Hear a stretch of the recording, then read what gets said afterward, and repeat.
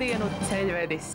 Lai netrūktu jautrības pa kādam lustīgam dancim, lai vēders būtu pilns un prāts labs, lūdzu iepazīstieties. Muzikālais krogs Cepuri nost.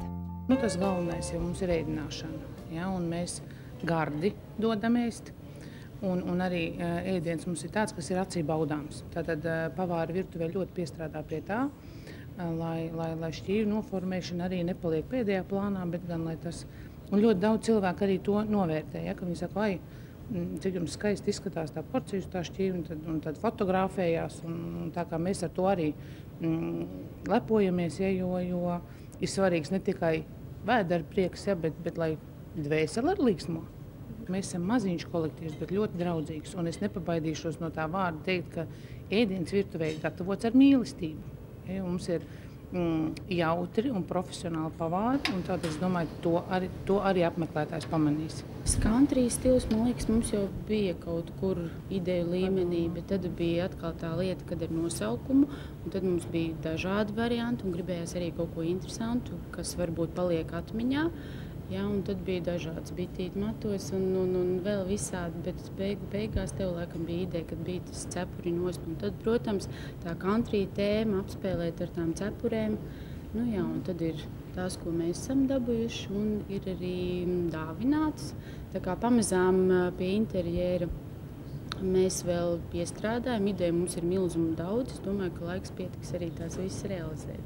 Piektdienas vakaros cilvēki pēc darba nedēļas smagas var atnākt, var paēst un var uzdejot. Un mums uzstājās mūziķi.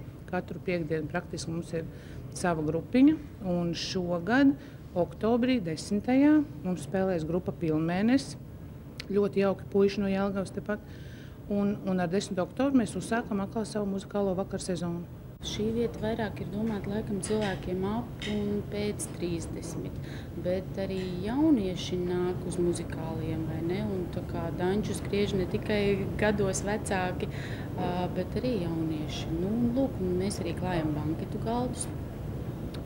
Nesen pavisam mums bija zelta kārtas pirmās.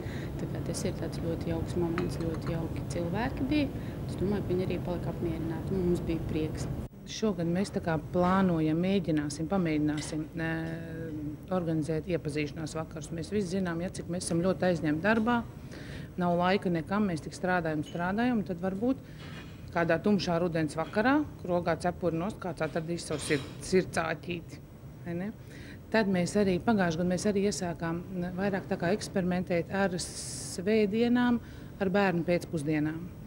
Jo svētdienas tādas vairāk ģimeniskas dienas, un tad mēs arī organizējam pasākumus, ka nāk bērniņi, gan pirmskolas vecumu, gan arī mazāko klašu bērnu, tad kamēr vecāki ēd un tikmēr bērni ņemās tur ar rotaļās iet, un tas ir tāds skaļš un jautrs pasākums. Un tad visiem labi, gan bērniem, gan vecākiem. Un cilvēkiem jau patīk, lai ir silts, lai ir mājīgs, lai viss ir kā savējie, lai ir garšīgi galu galā, ja? Un tad jau viss notiekās. Brīvdienu ceļvedis.